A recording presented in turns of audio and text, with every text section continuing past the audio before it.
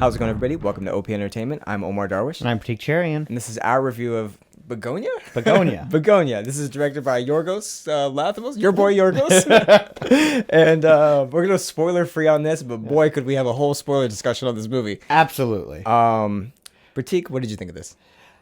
Right off the bat, it's a movie that Do we want to say what it's about at all? Like, at all? Oh, yeah, sure, fine. The movie is about... that's tough. Yeah, right? The movie's about these two guys who are convinced that a particular CEO is... Played by Emma Stone. Is secretly an alien in disguise, and so they set out to kidnap her in order to save humanity. Yeah. That's what the movie's about. Sure.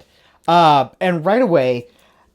I recognize that it's not a movie that's for everyone. No, definitely not. Definitely not. With that said, I personally really enjoyed it. I think it's one that I'm going to be thinking about for a while. It's a thought-provoking movie. It's a thought-provoking movie. It's a weird movie. It's a weird movie. Yeah. I was gonna say, this is my first Yorgos movie. You've seen Poor Things. I haven't seen Poor Things. Weirder, less weird. How do you feel? Like differently weird. Okay. Differently weird.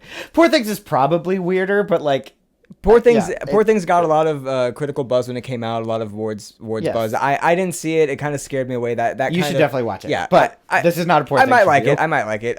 This seemed more accessible for me just because the trailer kind of hooked me. It seemed like a cool premise. It is a cool premise. Yeah. That being said, I really enjoy most of this movie. I feel like my biggest takeaway from this movie is I don't know how many directors are giving Final Cut nowadays, but this movie just every single scene in this movie is too long. It's too long, and it overdraws the point, and I'm almost uninterested in the scene by the end of it. Yeah, that kind of diminishes how beautiful this movie is. Like, it's shot fantastically. The performances in it are amazing. I honestly think that Jesse Plemons is going to get a nomination. I think Emma Stone's going to get a nomination. I already mentioned the cinematography. The score is great. The editing of this movie is good. It's just like, it seems like a father that doesn't want to get rid of any of his kids, and it's like, I understand, but like, there's just... You need to put some boundaries and some perimeters on things here because the movie kind of loses itself in almost every other scene. I'm thinking to myself, this scene could have lost 5 minutes, and that's a lot when you're saying that multiple times. And so that's my big gripe with this movie. But, yeah, I think we disagree there. Yeah. I didn't really feel that. Okay. I don't know. For me, it very much felt like an artist saying exactly what he wanted to say. Sure. I didn't really notice it dragging on extra long, except for like the very, very end. The very end scene was probably a little long. Probably a little overdrawn. I don't want to get into any of it. Yeah, we're not going to talk about it. I think a lot of the ends justify some of that stuff for me. Like there's a lot of stuff in this movie. I'm like, why that? But then they'll be like, this is why that. And so without getting into it, I know that's very vague, but without getting into it, I think that stuff kind of works.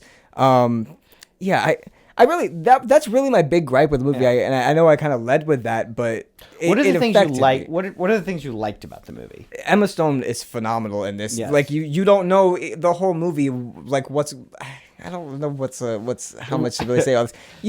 She could be an alien. She could not be an alien. You know, that's kind of the premise of the movie, and I think it's all like in her performance. Yeah. I think that the movie. Like, in many ways, there's not really a character to root for because all of these characters display moments of where you feel sorry for them, you feel bad for them, and then there's moments where you're just like, this is a horrible person. Like, almost everyone. And I thought that, like, to your point about Emma Stone's performance, I thought she did a good job of capturing both of those sides in a way that really, again, sells this kind of duality of humanity message that the movie's trying to get across. What do you think of Jesse Plemons in this? This is probably, in my opinion, like my favorite thing I've seen him in, because I think a lot of times he can kind of be a little one note, and I thought here they like he's kind of he's one of the two. He's the brains of the operation behind kidnapping her, brains and main thrust. He's a conspiracy theorist obsessed personality, and I think is he? but I thought that through his performance, he did a really good job of drawing out those moments, like, when you're watching a conspiracy theorist video on YouTube or whatever, and it sounds crazy, and then there's this 30 seconds where it sounds like actually this is the most sane person I've ever talked to. No, it's all crazy. All of it's crazy. Get off of that. But Jesse Plemons, I think captures that, where it's just it's crazy, and then he has this moment of extreme charisma and extreme, for sure.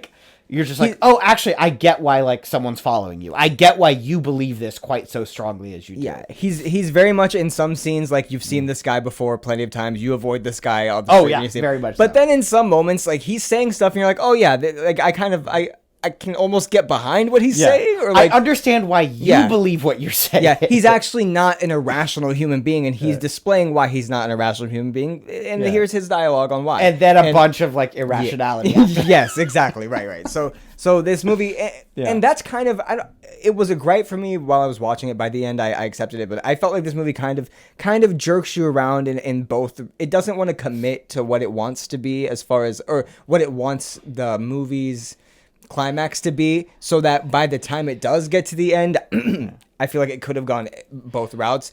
I think it's a movie that doesn't necessarily hold your hand through it. No. I think there's some movies where they're kind of telegraphing what it is they want to say, and I think this is one that isn't doing that. It's saying something, and it's I'm going to let you figure this out. There's a difference between letting the audience figure out and misleading, very obviously misleading, and I don't want to get into it too much, but it's hard to do without spoiling. It does feel like this movie is trying, giving obvious red herrings multiple times, and it's okay, I don't know, in both directions, right? So that's. In a way where if you watch Knives Out or any of the Rian Johnson Glass Onion or Knives Out, I feel like he'll throw red herrings in there in both directions, but it's both of these could be the end game for this case or whatever, right? This kind of, I don't know, it's really tough to talk about this movie without spoiling it. All in all, go see this movie is what I would say. Are you ready to score this? Yeah, I'm ready. Do you want to go first or you want me to go first?